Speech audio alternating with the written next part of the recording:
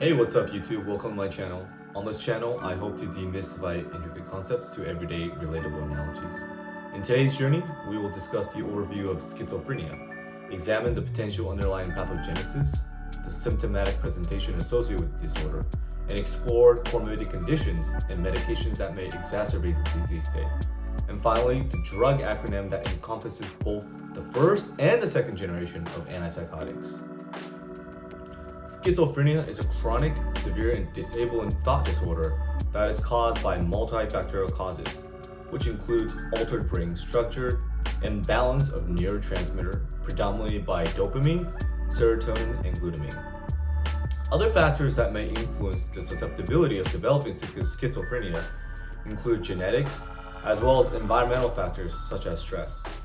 While the symptoms of schizophrenia may have a wide variability, per DSM-5, which is the diagnostic criteria for schizophrenia, it is usually divided into the following three hallmarks. Those are positive, negative, as well as cognitive symptoms. Positive symptoms are characterized by the presence of abnormal behavior and experiences that are not typically observed in individuals and could be correlated with excessive dopamine release within the mesolimbic pathway. The mesolimbic pathway is a neural pathway in the brain associated with pleasure, motivation, and reinforcement, and it consists of a series of interconnected structures that makes up the larger dopamine system. Overstimulation of the mesolimbic pathway can result in hallucinations, which can create a sensory experience consisting of both visual and auditory, which are mostly commonly reported. Delusions, which are false beliefs contrary to reality, and catatonia, which are the excessive and purposeless motor activity. And this makes sense because dopamine controls motor movement, and an excess release of dopamine neurotransmitter may result in excessive motor movements. On the contrary, negative symptoms are the exact opposite. Negative symptoms refers to the reduction or the absence of normal function in individual without the disorder. The three main symptoms that schizophrenic patients exhibit are allogia, anhedonia, and avolition. Allogia is the reduction in the amount of speech output, such as the inability in elaboration of communication. Anhedonia is a diminished ability or capacity to experience pleasure and or reduced interest in engaging in enjoyable activities. And avolition describe the decrease in the initiation or persistence of purpose, goal-directed activities. Among these negative and positive symptoms, schizophrenia may also experience cognitive disorder, which could be due to neurochemical imbalance that affects memory, impaired sensory perception, and potentially lack of social cues. In simpler terms, the symptoms in individuals with schizophrenic patients can arise from either the overactivity or the underactivity of various neurotransmitter systems. Dopaminergic system dysregulation may result in altered sensory perception, which can include visual and auditory hallucinations, movement disorders, as well as the ability to concentrate. Hypofunction of the glutamatergic system may result in decrease in information processing. Hypofunction of the serotonergic system may result in mood disorders, and hypofunction in cholinergic system may result in decrease in attention, memory, as well as learning. Comorbid disease states that may further exacerbate or worsen symptoms of schizophrenia includes traumatic experiences and substance abuse.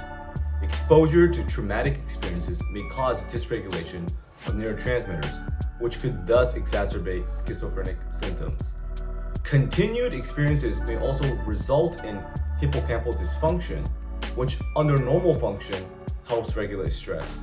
So in the event if there are changes to the integrity of the hippocampus, then there may be an imbalance of stress regulation. Substance abuse has a tendency to contribute to the onset, exacerbation, as well as the potential persistence of symptoms. Stimulants like amphetamine can exacerbate positive symptoms through increasing dopamine levels in the brain, which is implicated in positive symptoms.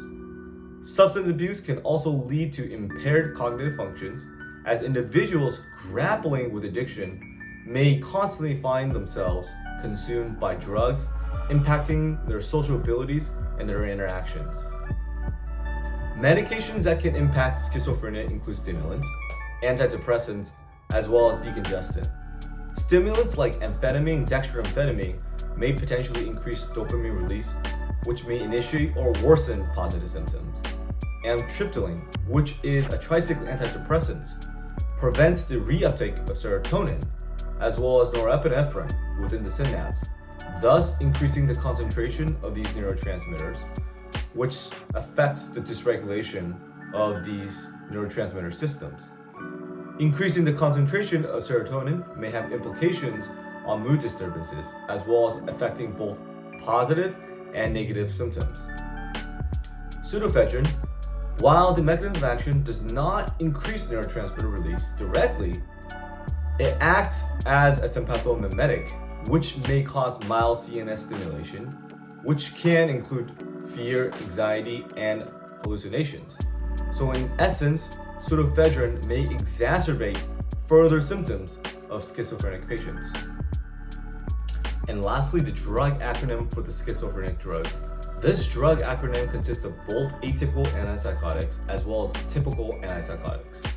Typical antipsychotics are the first generation antipsychotic, which consists of more dopamine blockade.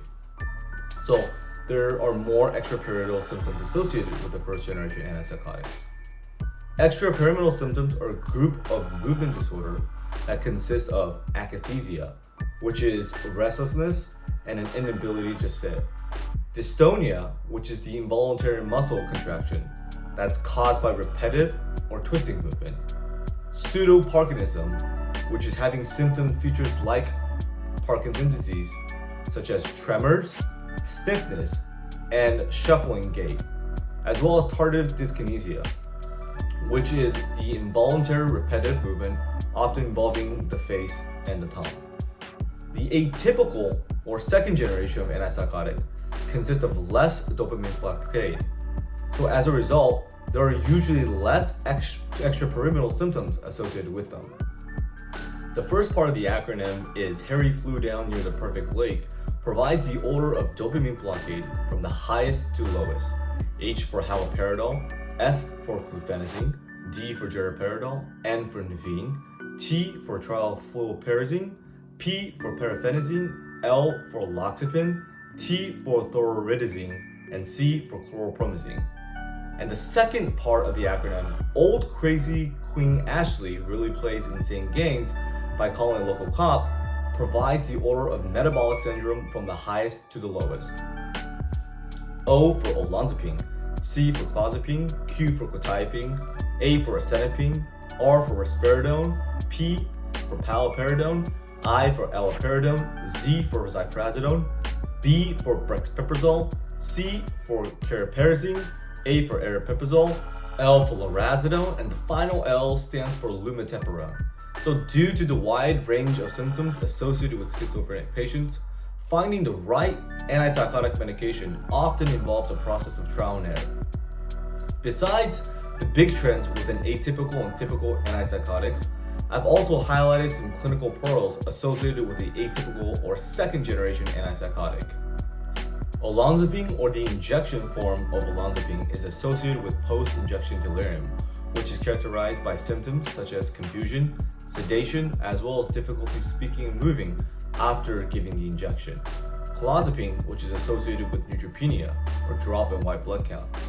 Quetiapine is recommended in Parkinson's patients due to its low risk in extrapyramidal symptoms, which may prevent the further movement disorder in Parkinson's patients. Risperidone may have the highest risk of hyperprolactemia, which is a condition implicated for increased sexual dysfunction and alteration in bone loss mineral density. Ziprasidone, which has the highest risk of QT prolongation. QT prolongation may lead to torsades, which is a type of ventricular tachycardia, and that can lead to ventricular fibrillation or cardiac arrest. And finally, lorazepam needs to be taken with at least 350 calories of food or more, because taking lorazepam with food may lead to an increase in absorption. Thank you for watching. If you found these videos to be helpful and enjoyable, please consider subscribing and hit that notification bell to stay tuned for future videos. Please comment below and let me know what other contents you would like to see next. And as always, let's continue to empower a different way to envision success. And I'll see you on the next one.